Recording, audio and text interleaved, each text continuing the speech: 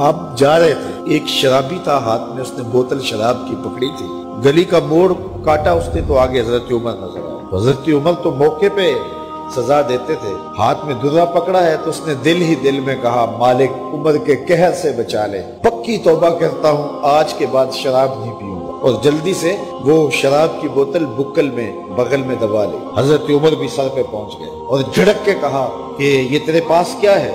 تو ڈرتے ہوئے کہا حضرت سرکہ ہے۔ تو عمر سے کہا نکال، تو جب نکالا تو واقعی سرکہ ہو گیا تھا۔ جو رب شراب کو سرکے میں بدلنے پہ قادر ہے، وہ رب گناہوں کو نیکیوں میں بدلنے پہ بھی قادر ہے۔ تو اس کے در پہ کوئی آئے تو صحیح، جھولی پھیلائے تو صحیح، ہم تو مائل بکرم ہیں کوئی سائل ہی نہیں، راہ دکھلائیں کسے راہ روے منزل ہی نہیں۔ کوئی اس کی دہلیز پہ تو آئے، اس کی چوکھٹ پہ تو آئے، بلکہ اس کی رحمتیں تو بہانے ڈھونڈتی ہیں۔ بشر حافی ایک بہت بڑے شرابی تھے اور زندگی شراب کے نشے میں دھت گزرتی تھی۔ ایک دن گلی سے گزر رہے تھے، کاغذ کا ایک ٹکڑا دیکھا، اس پہ رب کا نام لکھا تھا۔ یار بندہ گناہ گار ہو بے ادب نہ ہو، گناہ گار ہو بے ادب نہ ہو۔ تو کاغذ کے ٹکڑے پہ رب کا نام لکھا تھا، اس کو اٹھایا، چوما، صاف کیا، خوشبو لگائی اور اونچی جگہ پہ رکھ دیا کہ یہ میرے رب کا نام ہے، اور شراب پینے پھر میخانے میں چلے گئے۔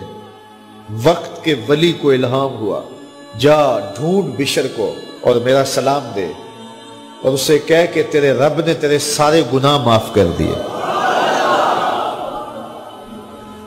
نکلا، پوچھا بشر کون ہے؟ لوگوں نے کہا وہ تو بہت بڑا شرابی ہے۔ اللہ اکبر۔ گھر پوچھا، کہا وہ شراب خانے میں۔ شراب خانے میں پیچھے چلے گئے۔ وقت کا ولی اللہ شراب خانے کے دروازے پہ دستک دے رہا ہے۔ اندر سے آواز آئی، کون؟ نام بتایا، کہا میں بشر کو ملنا چاہتا ہوں۔ کہا وہ تو نشے میں دھت پڑا ہے۔ ساقی میخانہ نے کہا کہ وہ تو نشے میں دھت پڑا ہے، کہا اسے ملنے آیا۔ تو اس نے جا کے کہا کہ باہر تیرا کوئی مہمان ہے۔ تو بشر نشے میں ہی ڈولتا ہوا ننگے پاؤں دروازے پہ آیا۔ اللہ کا ولی کھڑا تھا، کہا کہ تیرے رب نے تجھے سلام بھیجا ہے، تو نے اس کے نام کی قدر کی تھی اور اس نے تیرے سارے گناہ معاف کر دیے۔ بشر حافی ننگے پاؤں تھے، اس وقت نشے میں تھے۔ نشہ شراب کا تھا، لیکن رب کا سلام آیا تو یہ نشہ اس سے بھی اوپر تھا۔ جھوم اٹھے اور کہا کہ میں اب رب کا سلام آیا ہے تو اب میں ننگے پاؤں تھا، اب ساری زندگی میں جوتا نہیں پہنوں گا۔